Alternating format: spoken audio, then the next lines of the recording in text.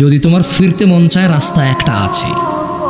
40 বছর নামাজ আদায় করো না, 50 বছর নামাজ আদায় করো না, এই পৃথিবীর যত ধরনের নেশা আছে কোনোটা তুমি বাদ দাও নাই।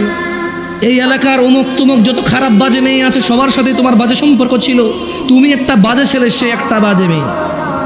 ওকে, সমস্ত গায়কের গান, সমস্ত নর্তকীর নাচ তুমি উপভোগ করেছো।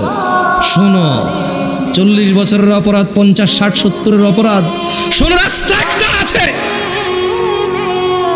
ও বোন, ও ভাই, রাস্তা একটা আছে, আমি বলে দিয়ে যাই।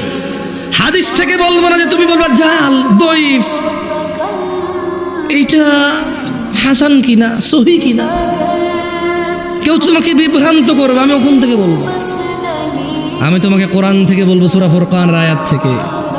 তিনি সুবহান ওয়া তাআলা বলছেন, এই পৃথিবীর, এটা শুধু মুসলমানদের জন্য না, কিন্তু এটা শুধু মুসলমানদের জন্য না, এই পৃথিবীর সবার, সব অপরাধীর জন্য। তিনি বলছেন ইল্লা মান তাব,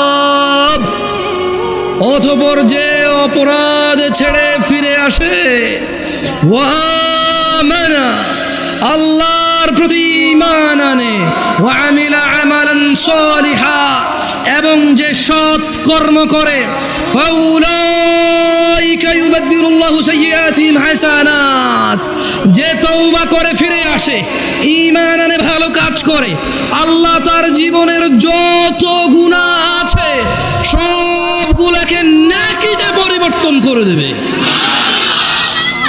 চয়েস ইজ ইয়োর্স, তোমার চয়েস ভাই, সিদ্ধান্ত তোমার। তুমি তোমার জানা নিয়ে মরবা, মদ নিয়ে মরবা, নেশা নিয়ে মরবা, বেনামাজি নিয়ে মরবা, নাকি সবগুলোকে, এগুলো থেকে ফিরে এসে এই সবগুলোকে নেকির পাল্লায় নিয়ে আল্লাহর সামনে, আল্লাহর সন্তুষ্টি চিত্তে আল্লাহর জান্নাতে প্রবেশ করবা। সিদ্ধান্ত তোমার।